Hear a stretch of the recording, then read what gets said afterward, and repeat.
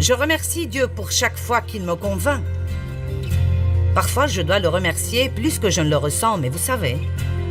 Un jour de la semaine passée, je le remerciais pendant toute la journée. Je disais « Merci Seigneur de m'avoir montré cela. Merci Seigneur parce que... Merci Seigneur de m'avoir montré cela. » Et alors, finalement, j'étais contente que c'était l'heure de dormir pour que tu ne me montres plus rien d'autre.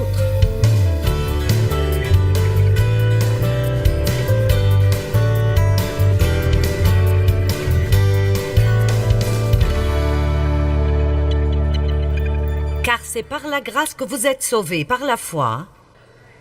C'est le don de Dieu, ce n'est point par les œuvres, afin que personne ne se glorifie. Par la grâce, par la foi. Tout ce que nous recevons de Dieu vient à nous de la même façon, par la grâce, par la foi.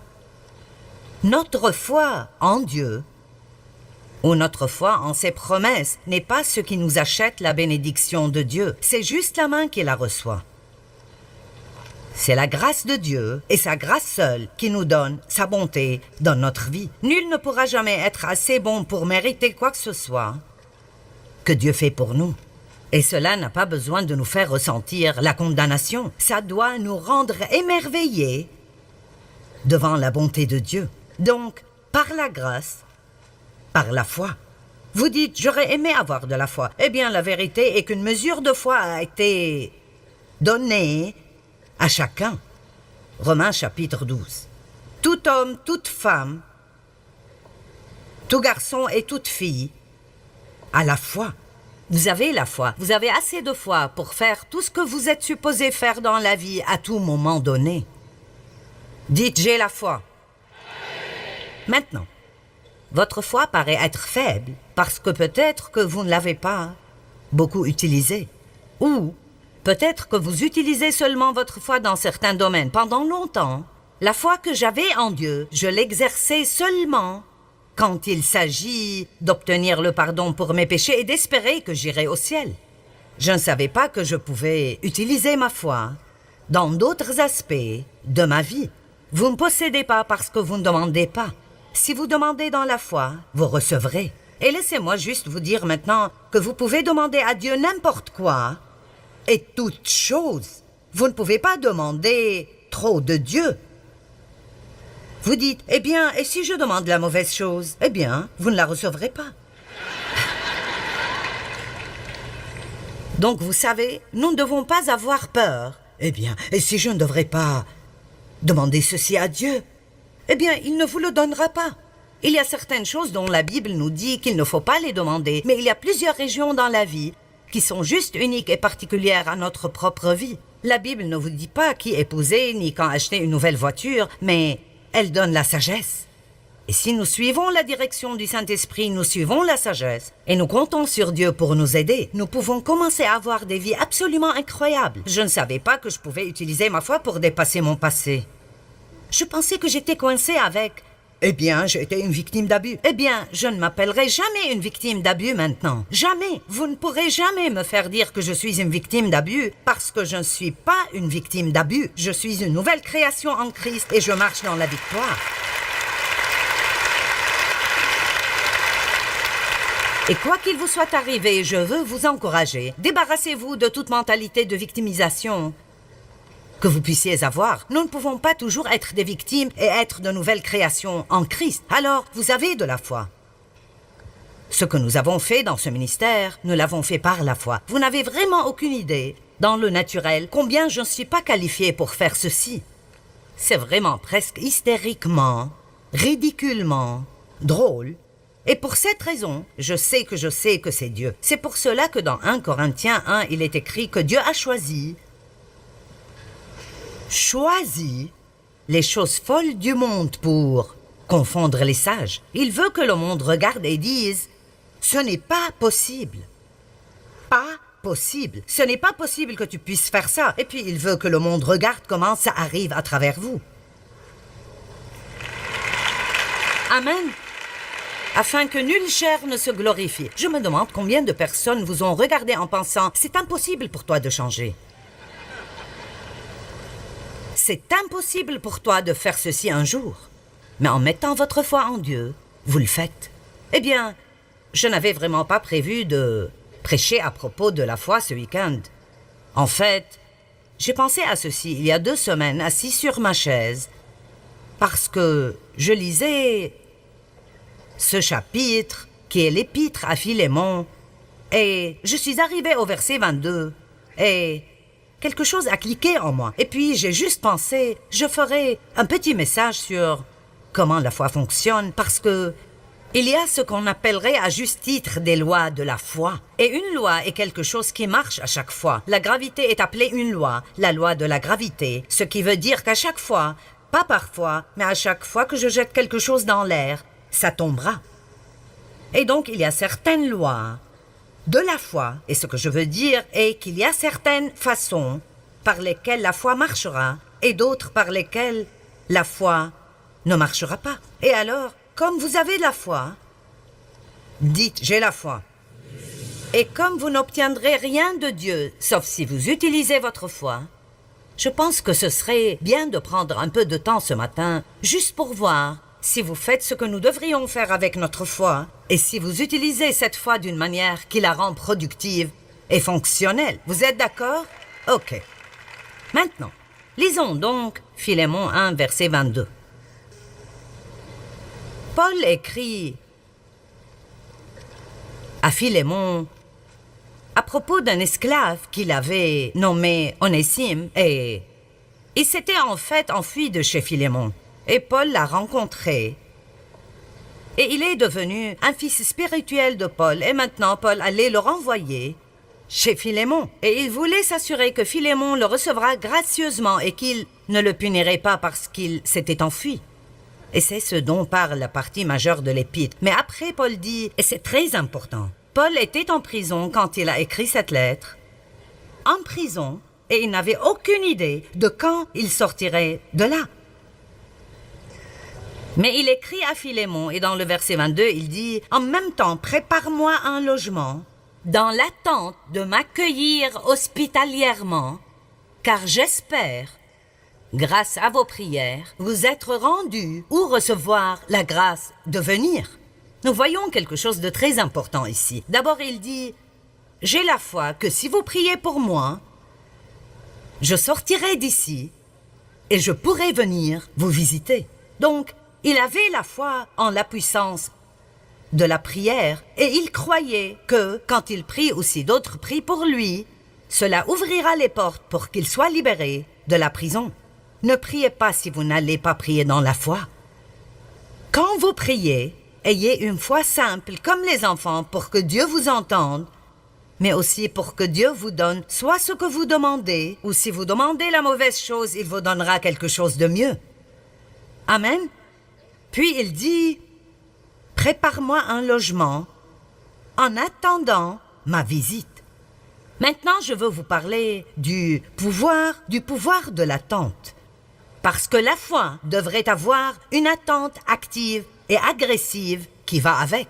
Paul a dit, « Priez pour moi. Je crois que je sortirai d'ici et je viendrai vous visiter. Alors commencez à me préparer une chambre. » Est-ce que quelqu'un voit ceci? Tu peux déjà commencer à me préparer une chambre parce qu'il était si certain qu'il allait pouvoir venir. Nous appelons les femmes enceintes des mamans en attente parce que nous savons ce que c'est que d'être enceinte. Eh bien, quand vous portez un désir, quand vous portez un but pour votre vie, ou quand vous portez un rêve d'être libre de tout lien, ou vous portez un rêve de faire quelque chose de grand pour Dieu, ou quoi que ce soit, mettre de l'ordre chez vous, ou voir votre mariage guérir, ou quoi que ce soit, ça doit être quelque chose que vous portez, mais vous devez vous y attendre. Amen? Vous y attendre. Beaucoup de personnes n'attendent rien. Alors ils n'obtiennent rien. Beaucoup de personnes sont comme « nous attendrons de voir ce qui arrivera ». Ne vivez jamais avec une attitude comme « eh bien, nous attendrons de voir ce qui arrivera ». On ne sait jamais ce que Dieu fera. Vous ne pouvez pas vous attendre à trop. Dans Ésaïe chapitre 30, verset 18, c'est un verset magnifique que j'ai découvert il y a plusieurs années. Et essentiellement, la Bible dit « Dans Ésaïe 30, 18, « L'Éternel attend le moment de vous faire grâce et il se lèvera pour vous manifester sa compassion. » Cela signifie que Dieu attend une opportunité d'être bon envers vous. Voyez-vous cela? L'Éternel attend ardemment, et le mot attend veut dire espère, cherche à et désire, de vous faire grâce, et alors il se lèvera pour vous manifester sa compassion et vous faire miséricorde. Car l'Éternel est un Dieu juste, béni, heureux, privilégié, et enviable sont tous ceux qui espèrent en lui, qui attendent et cherchent et désirent Dieu et sa victoire, etc. Donc, la simplicité de ceci est, au cas où vous l'avez manqué, que Dieu est assis sur son trône au ciel et il cherche, désire et attend quelqu'un pour être bon avec lui, mais il ne peut être bon que pour quelqu'un qui espère en lui, le cherche, le désire et s'attend à ce qu'il soit bon envers lui. Si vous pouvez juste vous approprier cette chose, c'est assez pour faire une grande différence dans votre vie. Parce que, laissez-moi vous le dire, à quoi vous attendez-vous? Plus de ce que vous aviez dans le passé? Plus de problèmes? Plus de déceptions? Vous vous attendez à être licencié au travail parce qu'il y a des licenciements? Et même, attendez-vous à ce que Dieu vous donne un meilleur travail que celui que vous avez perdu? Et n'attendez pas d'être dans les problèmes jusqu'au cou. Commencez à espérer maintenant. Et pour aller plus loin, laissez-moi vous dire que vous devez déclarer votre attente. Quand vous êtes plein d'attentes, vous parlez de ce à quoi vous vous attendez. Vous ne parlez pas de ce que vous avez. Que quelqu'un écoute cela et le comprenne. Psaume 27, 14. Psaume 27, 14. Attends-toi donc à l'Éternel et espère en lui. Sois fort et affermis ton courage. Que ton cœur soit vaillant et endurant. Oui, attends-toi à l'Éternel et espère en lui. Que tout le monde dise « Je m'attends ». Maintenant, nous parlons beaucoup d'Ésaïe 40, 31 et dès que je commencerai à le citer, vous le reconnaîtrez tous. Les gens applaudissent quand on cite ce verset. Mais ceux qui comptent sur l'Éternel renouvellent leur force.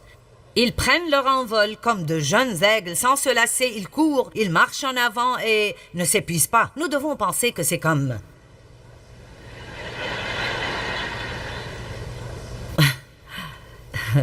Mais si vous le lisez et vous étudiez ce mot « attend » dans la langue originale, ou si vous le voyez dans la Bible amplifiée, qui amplifie un peu de la langue originale, il dit que ceux qui attendent, cherchent, désirent et espèrent le Seigneur. Alors, comme vous attendez Dieu, vous ne faites peut-être rien physiquement parce que vous avez peut-être une situation dans votre vie que franchement, vous ne pouvez rien y changer. Et nous disons, tu as juste besoin d'attendre le Seigneur. Mais cette attente, même si vous n'êtes pas actif dans vos actions pour résoudre votre problème, vous êtes très actif spirituellement. Ne soyez jamais passif spirituellement. Restez très actif spirituellement dans votre attente. Seigneur, j'attends une percée. Peut-être qu'aujourd'hui est le jour. Vous pouvez même utiliser votre imagination. Et je n'essaie pas d'être farfelu et de me perdre dans une sorte de manipulation mentale. Mais nous avons une imagination. Pourquoi devons-nous l'utiliser? Sommes-nous supposés l'utiliser simplement pour nous souvenir de toutes les choses bêtes qui nous sont arrivées dans nos vies? Pourquoi ne puis-je pas juste fermer les yeux et dire « Seigneur, je vais juste rêver de quelque chose de grand pendant 1 minute et j'imaginerai comment sera ma vie quand ma percée viendra parce que je sais qu'elle arrive ?»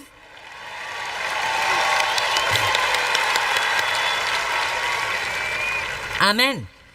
Donc, la foi est pleine d'espérance. Numéro 2, nous devons comprendre que la foi est la seule chose qui plaît à Dieu. Hébreux 11:6. Sans la foi, il est impossible d'être agréable à Dieu, car il faut que celui qui s'approche de Dieu croit que Dieu existe. Et j'aime vraiment la deuxième partie du verset, et qu'il est le rémunérateur de ceux qui le cherchent ardemment. Maintenant, Dieu ne veut pas que vous croyiez juste qu'il existe, mais il veut que vous croyiez agressivement que si vous étudiez la parole et vous cherchez Dieu et vous priez d'une façon régulière et vous demeurez en Dieu, vous vous attendez à une récompense. Parce que si vous servez Dieu, le jour de paye vient toujours. Amen. Juste quand vous attendez un jour de paye le vendredi ou 2 fois par semaine ou 1 fois ou 2 fois par mois ou d'après la façon dont vous êtes payé, nous attendons ce jour de paye.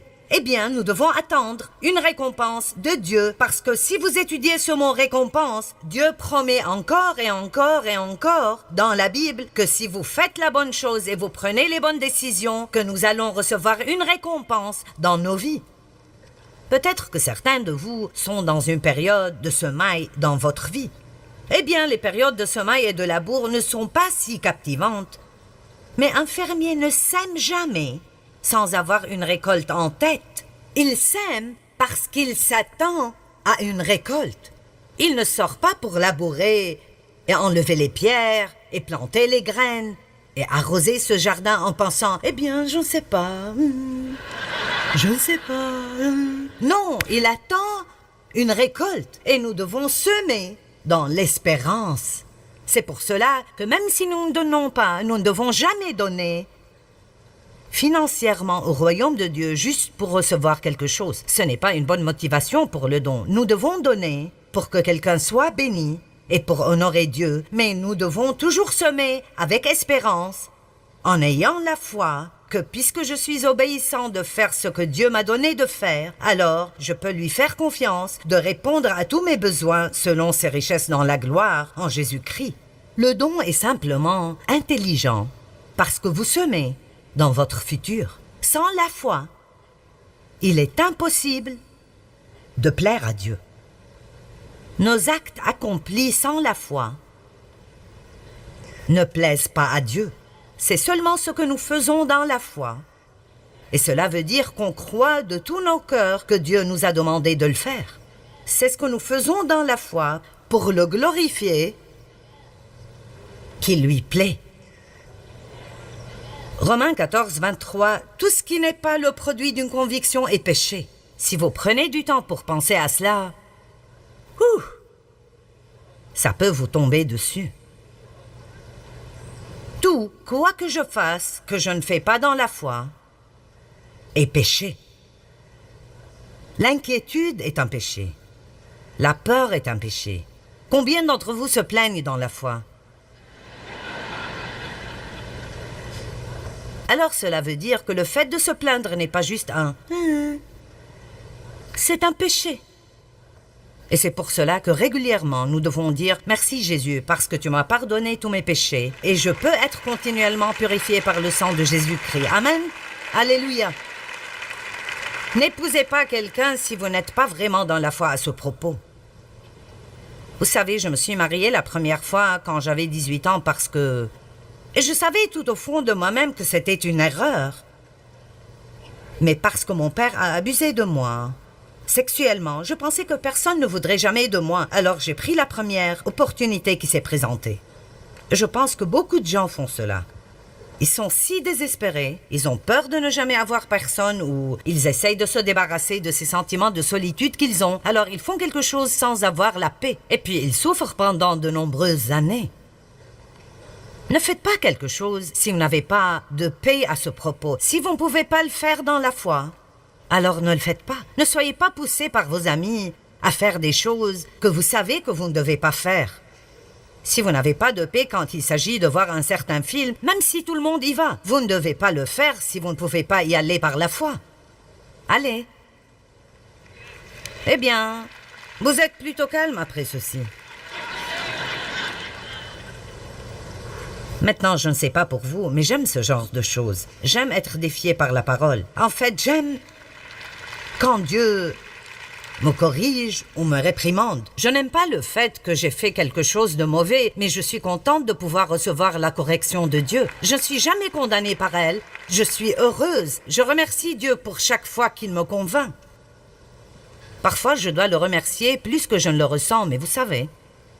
Un jour de la semaine passée, je le remerciais pendant toute la journée. Je disais « Merci Seigneur de m'avoir montré cela. Merci Seigneur parce que... Merci Seigneur de m'avoir montré cela. » Et alors, finalement, j'étais contente que c'était l'heure de dormir pour que tu ne me montres plus rien d'autre. Remercier Dieu chaque jour n'est pas comme cela, mais Apprenez comment être content parce que vous avez ce genre de relation avec le roi des rois et le seigneur des seigneurs et parce qu'il vous aime assez pour ne jamais vous abandonner dans les problèmes que vous avez. J'aime cela, j'aime cela, j'aime cela. Alors si je me mêle de vos affaires en disant tout ce qui n'est pas le produit d'une conviction est péché, que cela vous rende heureux.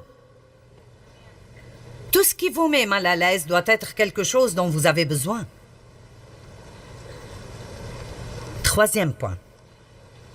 La foi doit être basée sur la parole de Dieu. Plus que tout, d'abord nous avons la foi en Dieu. La Bible dit « Ayez foi en Dieu ». Je vous ai déjà dit que nous avons tous la foi. Une mesure de foi a été donnée à chacun. Maintenant, ce que vous faites de cette foi est votre choix entièrement. Vous pouvez mettre votre foi en vous-même.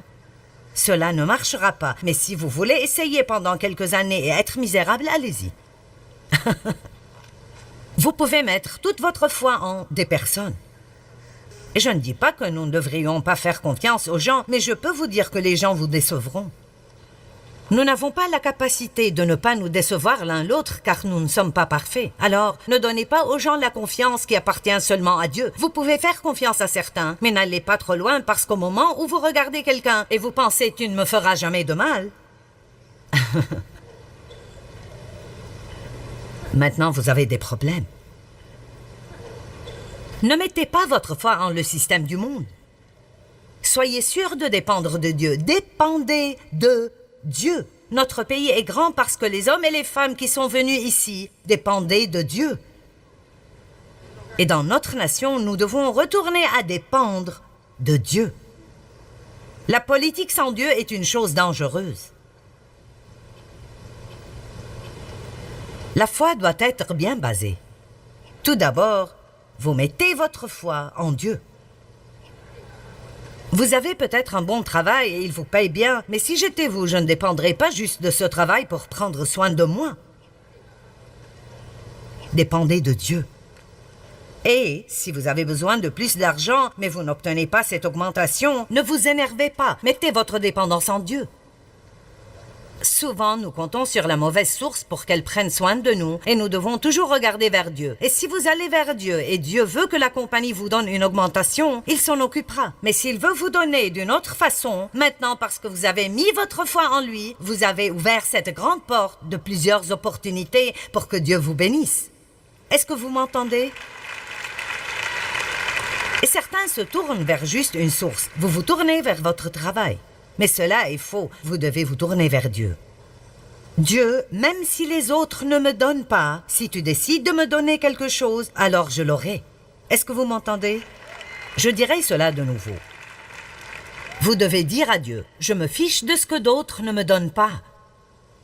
Si tu veux que j'aie quelque chose, aucun démon en enfer et aucune personne sur terre ne m'arrêtera de l'obtenir. Amen. Alors la foi doit être basée tout d'abord sur Dieu, la foi en Dieu. Ayez la foi en Dieu et puis apprenez la parole de Dieu assez bien pour connaître les promesses de Dieu, pour mettre votre foi en les promesses de Dieu. Maintenant, je ne pense pas que vous ne pouvez pas prier pour quelque chose si vous ne pouvez pas trouver de versets correspondants, mais je pense que c'est sage de remplir autant que possible vos prières de la parole de Dieu. Priez la parole. Priez la parole à Dieu. Rappelez Dieu. D'autres prophètes l'ont fait. Ils rappelaient Dieu tout le temps de ce qu'il a dit. Et vous devez dire, Dieu, tu m'as promis que tu pourvoirais à tous nos besoins et je m'attends à ce que tu fasses cela. Merci pour cela. Tu as promis, Seigneur, que si j'instruis mes enfants selon la voie qu'ils doivent suivre, même quand ils seront vieux, ils ne s'en détourneront pas. Alors, où qu'ils soient maintenant, Dieu, je crois qu'ils reviendront.